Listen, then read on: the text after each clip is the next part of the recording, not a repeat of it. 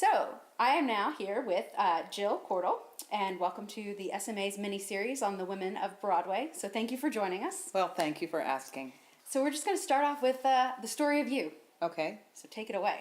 Well, I started in the business of the theater in college, and I guess in high school, and then in college. And then I went on the road after my undergrad for 9 months, and I stage managed a non-equity children's theater company. So for 9 months, I drove a van with a set in the back of it, like a box van, a big truck van. And we did 2 shows a day for 9 months of, this wonderful little children's theater show.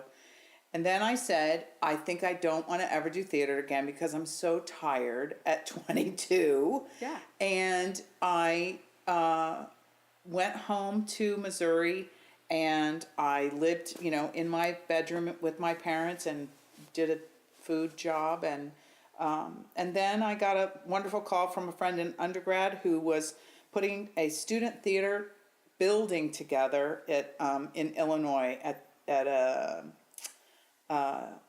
Southern Illinois University at Edwardsville. And he said, can you come and apply to be the TD for this black box theater that we're building? I know you, and I want you to come and sort of help me do this. And I said, okay. So I bought a suit because I'd never interviewed for that kind of thing before. Sure. And they hired me, and I helped them finish building, like reading the plans and getting the building built. And I worked there for 18 months or almost 2 years. And then I said, gosh, if I'm going to stay in the university setting, I only have an undergraduate degree. And although I'm just a staff member, I was like faculty staff. Right. If I wanted to be in that world, I would have to go back to graduate school. I would need more education. So I went to Illinois State because I was now in Illinois, and I knew somebody there from summer theater who was recruiting, and like I did summer theater, and he said, if you ever want to go to graduate school, blah, blah, blah. So I said, hello, I want to go to graduate school, and I did my graduate. I just did an MA. I didn't do an MFA because I really didn't want. I watched my friends who were going into the MFA program work like slaves to teach 4 classes while doing their degrees and then be cut out of the program if they, every year they had to sort of prove themselves. And I said, why? I'm paying them money. I want them to teach me and give me a degree. So I got just an MA, and which was, I think, really valuable. And I knew if I wanted to go more school, I would then do another degree. But a part of that degree was the last semester I could do an internship, and I chose to come to New York because I thought if I can come to New York with the rest of my student loan money and with a sort of padding of it's an internship and I'll see if I like it. So I went to Manhattan Theater Club for a show to be a production assistant on a play and work in the office, in the production office. And I never left. So that was 1986, and I loved it. And I fell in love with the stage manager. Well, he was an actor then, turning to a stage manager, and I never went back. And I didn't finish my degree until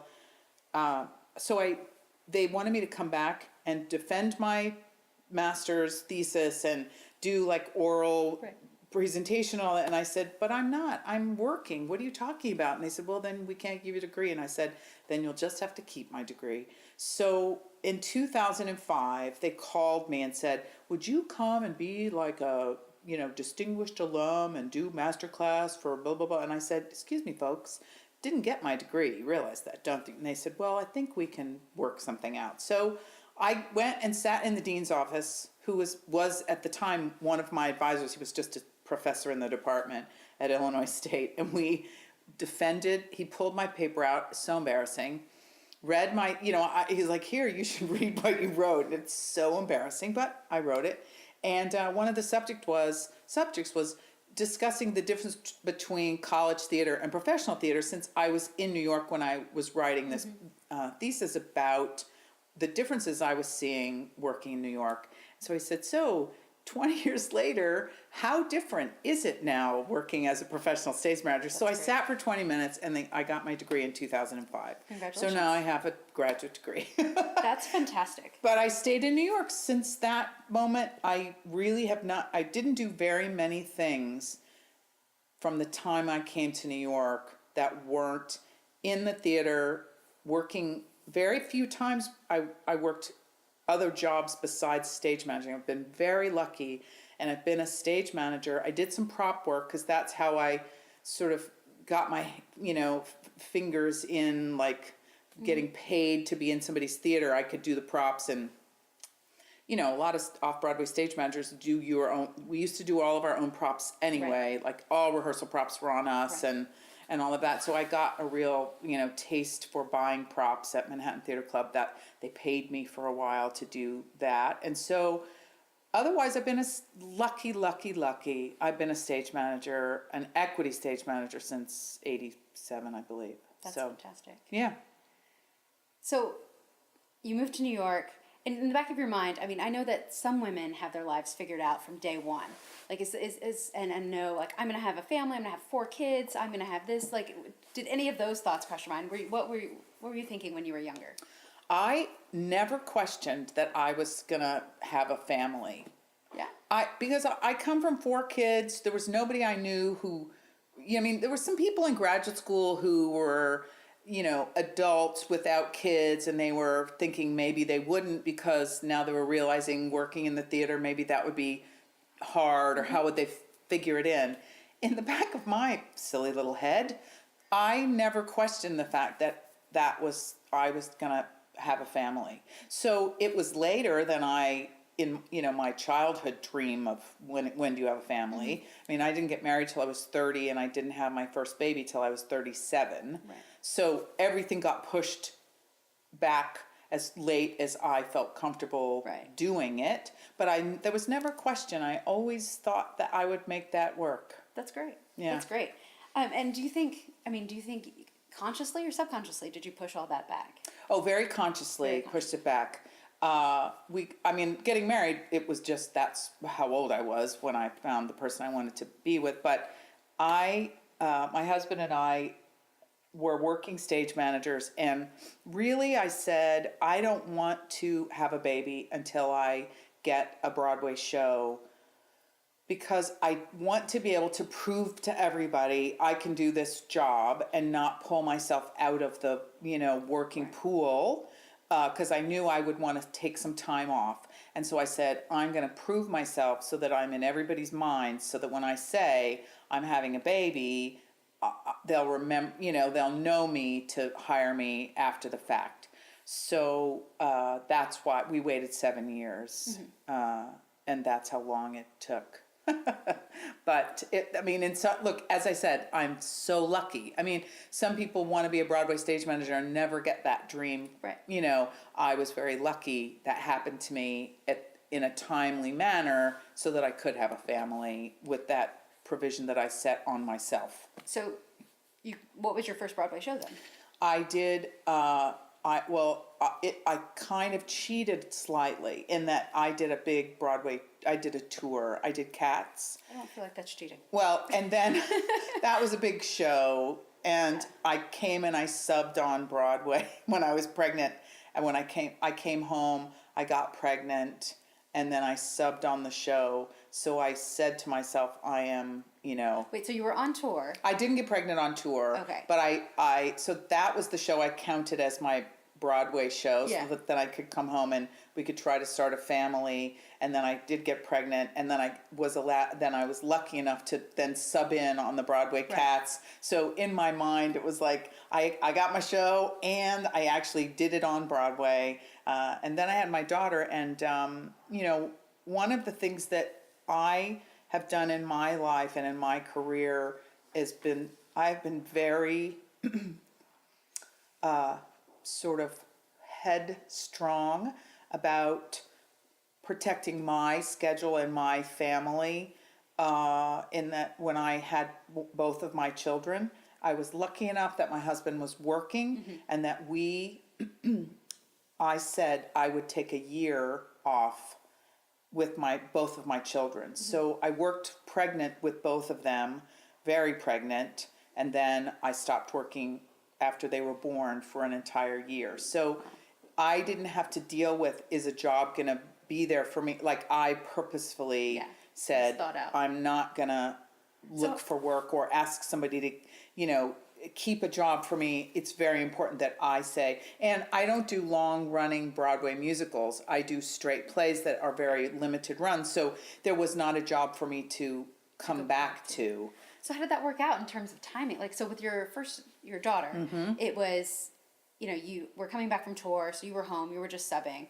That makes sense. And then second time around, I mean, was he, I think it's a son, right? Right, my son. Was he as thought out as the first child and meticulously planned? Like, yes, meticulously planned. Yeah.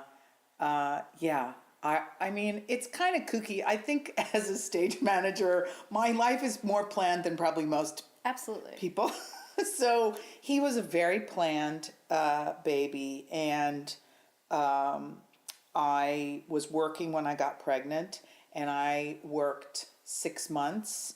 And when I was 6 months pregnant, the cast was doing a changeover. That was a play that was gonna last longer than the limited run.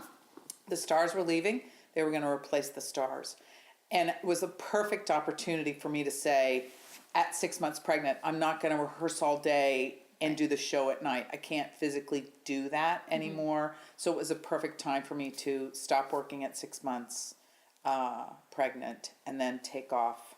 And then I came back. I can't remember what I did when I came back when Henry was a year, but when Emma was, my first show after Emma was my first true Broadway show where I started, rehearsals, and it was on Broadway, and it was a new play, and so that was fun. And I can't remember what I did when Henry was born. I was doing True West when I was pregnant, and then I lost all my brains when I had my second child. So how was that getting back to work after having to? It's kind of funky because you're a little bit in a mommy fog a little bit. So it's true. It's very true. There's in my world. I can't say for everybody, but all my mother friends, mommy friends, everybody experienced a little bit of, you're focused, you're all of your body is focused on building and making a kid. Right. And then that's where your brain is then, like, I must protect and feed and do for this little body. And it's kind of hard to separate and, like, go back to, now I'm going to care for 27 people who are not related to me. Right. And so at this time, this was, what years they were born? In the mid 97 and 2000. So who else was there anybody in your field or other women were having children? Like, who was around? You know what? There were some stage managers who were having kids. Arturo had a daughter about the same time, Arturo Brazzi. I think Beverly Jenkins had her son about that time. We're hopefully going to be speaking to her later. But this world is if you're a production stage manager, you only know your team, and you never work with another production stage manager. Right. You have to have been friends with them before the fact, because once you get to that level, you only work with juniors. Does that, do you know? Yeah. And so, they're like Arturo and I, because Arturo is a little older than me, had worked a little more than I had. I actually interviewed with him once, and that's literally how I met, Arturo. And then I've never worked with him because we're working at the same level. So when you say, were there other people around, I think, I'm sure there were. I know those people were having babies, but at the time you didn't know of anybody. Right. I mean, we did do some Christmas parties where, there were some stage managers who we knew, like, oh, you have babies too? And so we would make an effort to, James Mountcastle was having kids when we had kids. And so if we did some family, like some Christmassy thing or some summer picnic thing, on a Monday or whatever crazy schedule we were on, Right. where those were the people that you actually could find to do something with. Right. But not very many, it's not something that you have in common with theater people. You Right. have much more in common with your kids' classroom mothers and fathers. Do you, Right. and, Right. and your neighbors and that kind of thing become your kid family friends. I find it fascinating that without even seeing people go through a similar situation, you were still like, yeah, we're gonna have kids, and this is just gonna be it. And also unique to your situation is that your husband is a very successful Broadway stage manager as well. So you're not only dealing with your crazy schedule, he has a crazy schedule Yeah. too. Yeah. So tell us a little bit about the family planning. Like what? You mean how our family operates? Yeah. How do you make that work? Like, It's very easy and it's very hard. So it's very easy because we understand the schedule of the other person, right? So we don't have where were you till 11 o'clock at night? what? Of course, my husband, I know where he is at 11 Right. o'clock at night, and he knows where I am. It becomes a little dicey when you both have a rehearsal, and can you go a little later, or can you, oops, the babysitter is a little bit late. Who's gonna take the hit? Leaving a little bit later. Those things are what's hard about two people who both have to be somewhere at this particular time. Right. And it's not an office where you can call and say, hello, I'm going to be late. Like Right. there's no such thing as I'm going to be late as a Right. stage manager. So we were very lucky. We had a couple of women who babysat for us for almost 17 My years. goodness. That's amazing. And they worked on our crazy schedules. And so we had that big luxury of them understanding what our world was, schedule. They had no idea what we did, really. But they knew we needed them all day Saturday, half a day Sunday, all day Wednesday, Tuesday and late nights. Thursday, and until 11 o'clock or 11:30 at night. Yeah. And that worked out. Yeah. And, the great part about having our kids and working when they were little was that we brought them to school every morning. We picked them up from school on Monday, on Tuesday, and either Thursday or Friday, depending on when understudy rehearsal was. So they saw us as much as a little kid can see a parent 3 days. The weekend they didn't see us, but they saw us many days, both for the morning and for, school pickup and an early dinner, and we'd run away.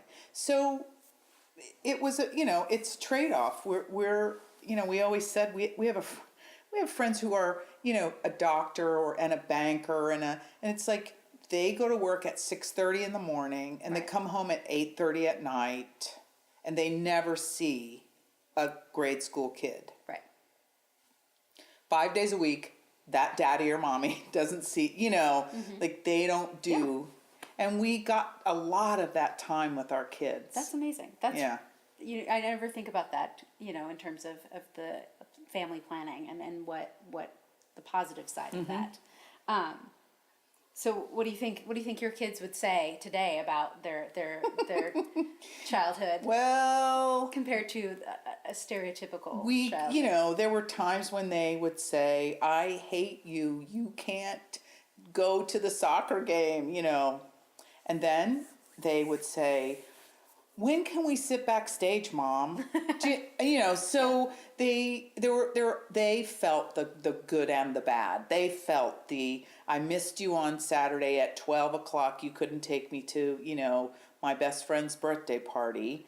But on Saturday the next week, if the babysitter will bring you, or you come to work with me, you can sit in my office and watch a show on the monitor and have dinner with me, and I'll take you home between shows. That's great. Like the experience of going in and out of a stage door your whole life And, you know, our daughter, I hope she never hears this, but who's in college right now, when someone asked her when she was about 10, or, you know, what do you want to be when you grow up? And she said, a Broadway star.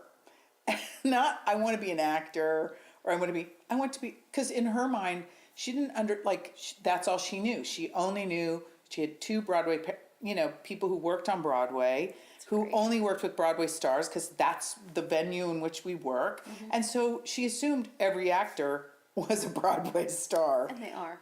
Yeah. They are. So she just, yeah, that's what you get. Is she still looking to be in the theater business? No, she wants to be a politician, but she, you know, does the student theater. She stage manages and acts in, you know, in college. Heard you that know. that's a great basis for going into politics. So, I wish her luck. So, did you have any family close by? Is there anybody that Ira's mom and dad. My husband Ira was born in Brooklyn, and his mother and daddy lived in Brooklyn. They had both passed away, but when our kids were little, we did have some.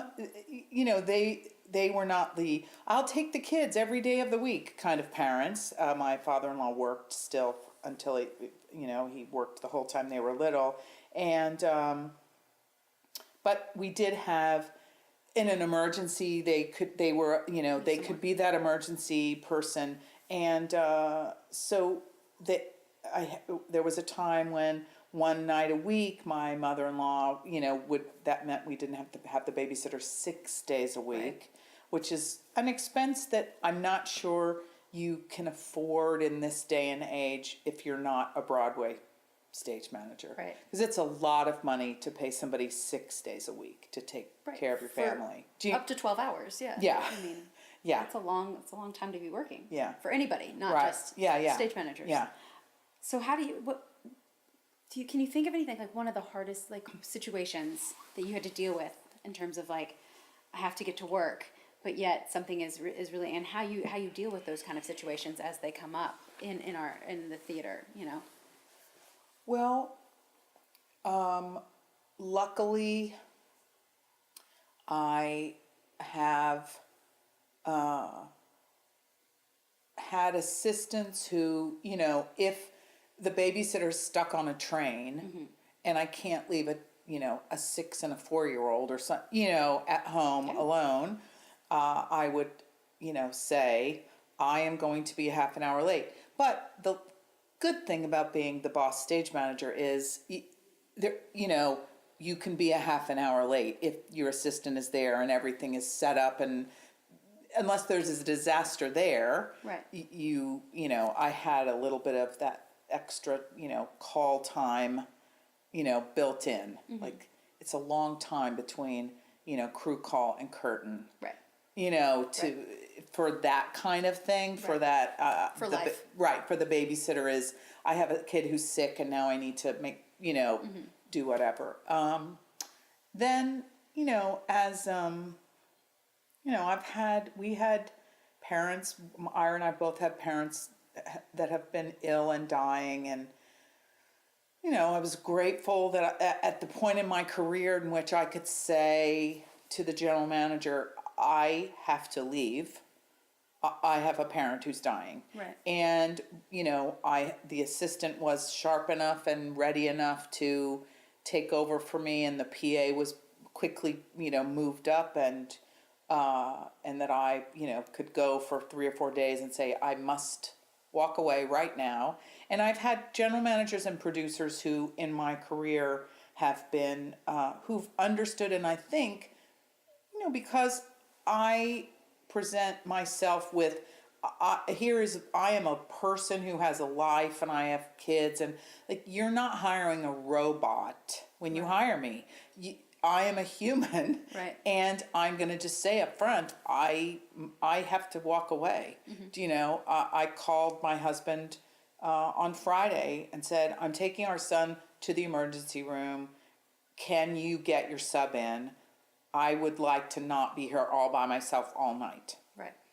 And he said, I will see. Yes, she's available. I'm getting on the train. So in the world, sometimes those things work. and I guess there are times when you might have to muddle through, and I would have had to sit there. I'm a parent, I can sit in the emergency room by myself, but, I said, if that, is anybody around who can come in? Right. Because I would like to not be in the emergency room by myself all night. Right. So that just happened on Friday, so it happens, and I think if you pretend like you're invincible, Right. and like, I can do everything, I'll be here all hours, I'm, Well, but I feel a like, robot. It's like, in this day and age, I mean, the expectation is that you are. You Yeah, are but- available 24/7. Yeah. My phone is connected to me, therefore Right. I can be reached. right. But, you can also just, I think there are things like that you can set rules. Mm-hmm. The rules don't have to be put on you. That's an amazing quote. That is a great quote. I think you can say, I am going to the hospital, I'm leaving. Yeah. Life is happening. I have to go. And the show will go on somehow without you. And I'm sorry, if the show can't go on because you're the only stage manager, I think you have a right to say, I have to go to the hospital. Right. And we're going to have to deal with whatever that means. Because if your star called and said they're going to the hospital, You'd be in the same situation. yeah. Yeah. So I think it's incumbent upon us to say we are humans with lives and we would like that consideration. That is a great way to look at it. Do you think, I mean, and in this series we're kind of talking about the differences between men and women. Mm-hmm. Do you think that the men that were having children around, how do you think that their situation differed from yours? I mean. Well, I know. So here's the scenario. Ira was working when, both of our kids were born, and he took off a week to help, me get a baby home and get us set up. That's all. We needed him to work. Now, it was, again, our choice. I was going to not work, and we knew our income was going to be cut in half. Mm-hmm. So we together made the decision of one of us has to go to work. Right. Because I want to stay home, and I think that was our, now he stays home sometimes, he's been in between and has been, the dad at home. But I think, so I don't know. So I think our situation is really not unique, but I don't really know how other men sort of do it when they have babies, because we did it really consciously and really like, you have to work because I want to not work, and somebody had to work. And how, I guess I haven't, I was trying to find in a latest version of an equity contract about like the laws and the rules around the paternal and maternal leave. I mean, and it's just basically whatever the New York State stipulates, Right. at least for Broadway. Yeah. Which is fascinating to me as an industry we're so unique and so interesting that we haven't really progressed that far. Mm-hmm. Well, I think some of it has to do with, there are many, many more shows that don't last than last. Right. So I have a feeling trying to write something in that is only very provisional doesn't make sense to put in contracts. Right. I have a feeling I don't know, and I'm sort of speaking without big knowledge, but it feels like it might be that it's not in there because to have a show run a year is a long time Right. for a lot of shows. Yeah. So giving you the ability to come, I mean, you have to come back. That's the law if your show is there. Right. Right. But it's so, there are those giant Broadway shows that last and last and last, but there are so many more that don't. Right. That I bet that's why there's not been a hard push for written language. Right. I think, I don't know, that's my educated Seems logical. guess. So what do you think we should do as women in the industry, as stage managers, as production managers, as general managers to help encourage, and also stand up for yourself, you know, in terms of, I have a life, you know, it's not just about children, it's about, you know, like telling the world what you're worth and Right. what you deserve out of the working environment. Well, I think there are a couple of things. I think at this point, with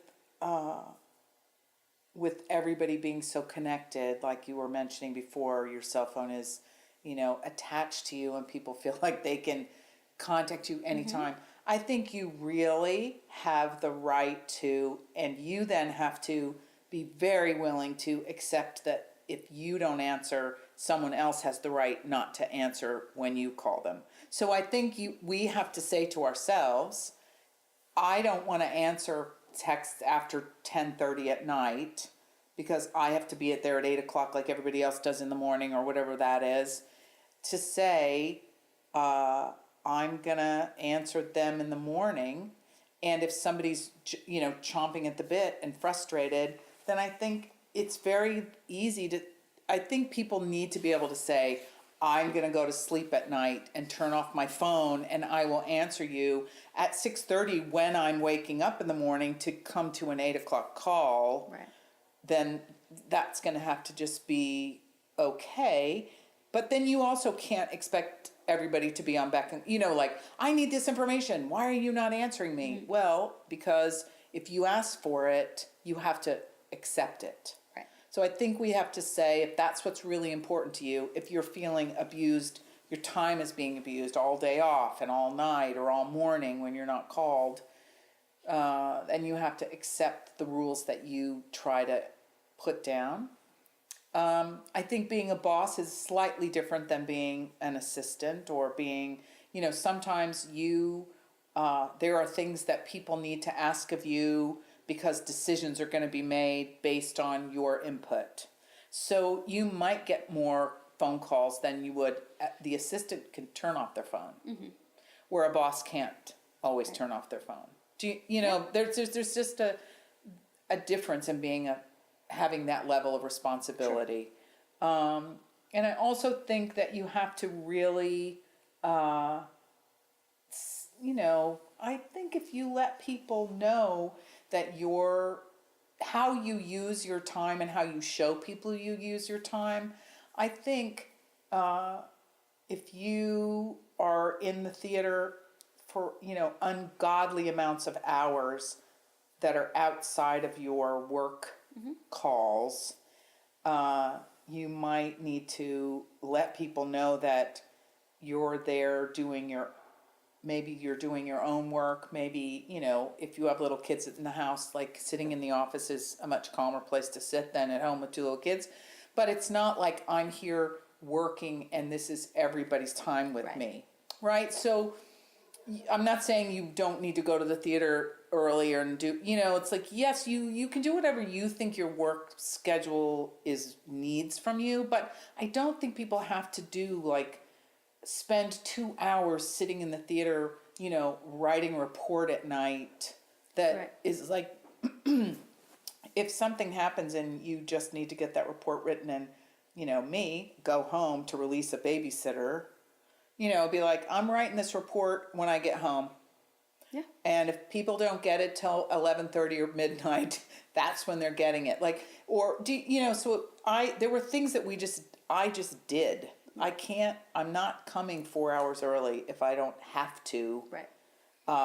So that somebody knows I'm getting my work done. It's like, I'll get my work done. Right. And I'm not going to look like I'm 24 hours available, because I am not available 24 hours a day. I think, you know, there's also a part of, like, who are we and what are we worth, that we have to, as women, say,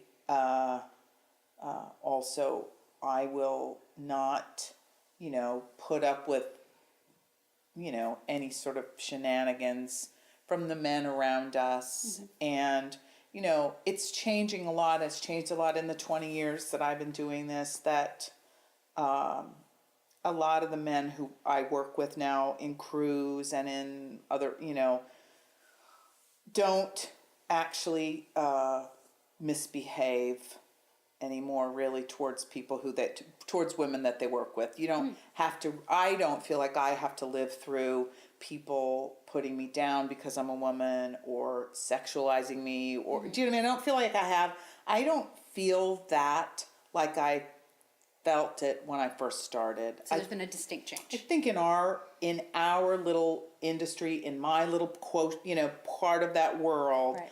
I don't feel like I have to, I feel I'm not treated like that.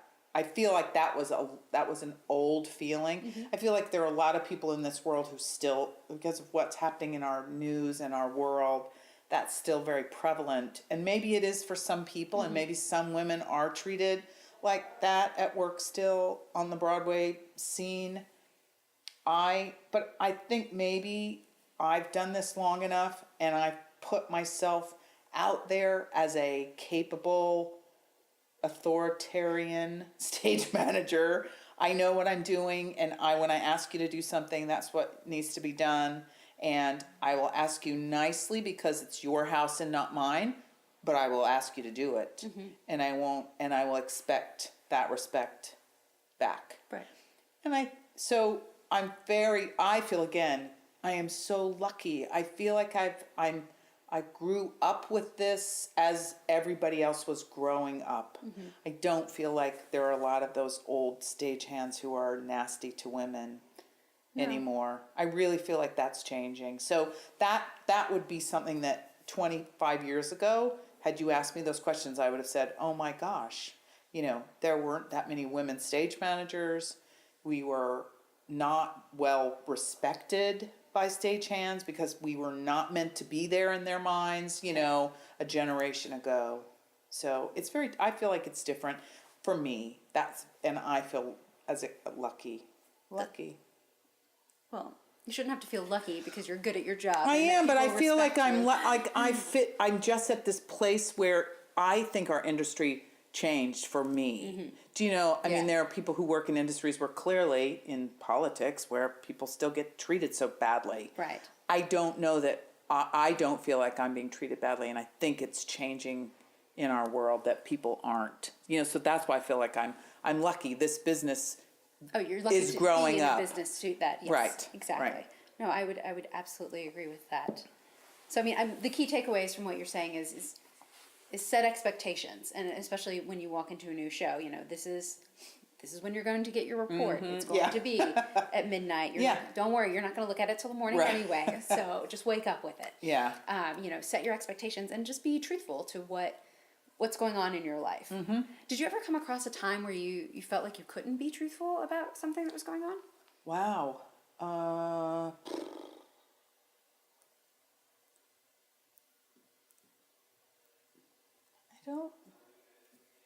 I don't know.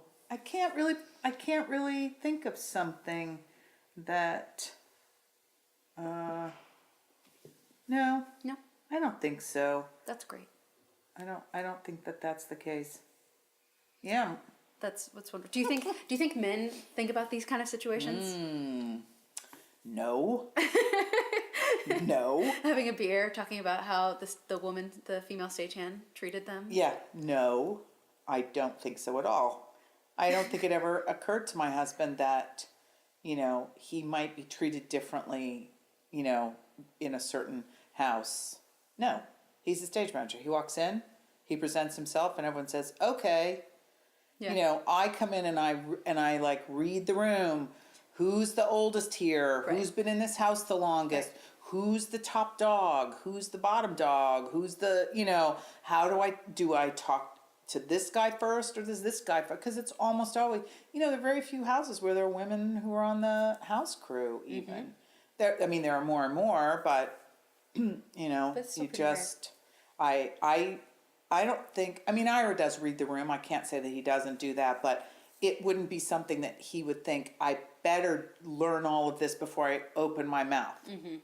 I feel like I need to learn all of that before I open my mouth because I don't want to have to, change tack midstream. I don't want to have to think, oh God, now that guy's going to forever think X of me. Right. You know, no, I don't think men think about that. I don't think male stage managers think about that. At all. No. I just don't. They never just don't had have to. to. Right. They never had to. So they never had to, sort of tread lightly. Tread lightly. Was it you and I were talking about earlier about statistics? And you said something about now over half the stage managers in the industry are women. But there's Yeah, only not on Broadway. But not on Broadway. Right. I think more than half the women who are are stage managing in the country, it's more than half, I think, are women. But on Broadway, there aren't that many of us. There aren't that many production stage managers. And why is that? How do we change that? Well, I think there will be. I think there are more and more, there are the longer women are stage managing and stay in the business and want to stay in the business, the more we'll keep moving up. Yeah. I think I think it is inevitable. I don't think we're hitting I don't think it's like, okay, we've reached 10 and that's probably all we'll ever get.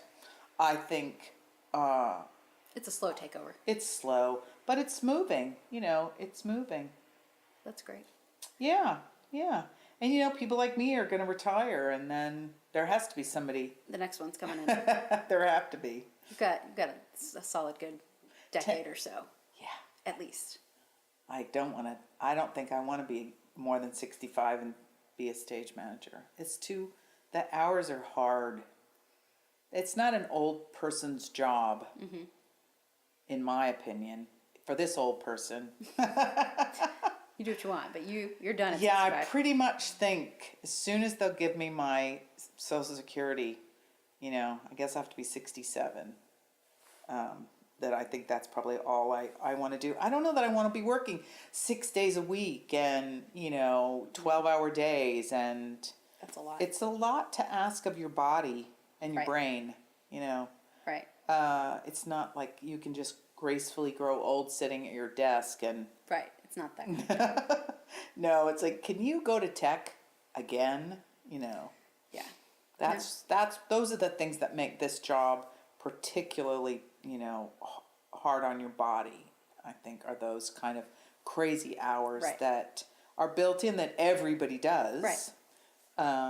You just have to be aware of that and how you Yeah. react to that and are in that situation. Exactly. Do you need to sleep? Do you need to eat? Do you need to, I've had wonderful assistants who know, like, Mama, you need to eat. Right. And they'll, like, run me food. Right. Like, I'm getting food right now and putting it in front of you. Right. It's been a while. Yeah. Yeah. Yeah. Yeah. No, that's very important, and a good assistant should always be a stage manager in general. Just know what people need. Yeah. And know that it's been 5 hours. Maybe it's peanut butter crackers or something over here. We need a snack. Yeah. Just to know what's going on for not just your stage managers, your actors, anybody, Yeah. anybody that's around you. Right. Well, I think on that note, thank you so much for sharing your story with us. Of course. This My has been pleasure. wonderful. So, thank you, and look forward to talking to you soon. Okay. Thank you.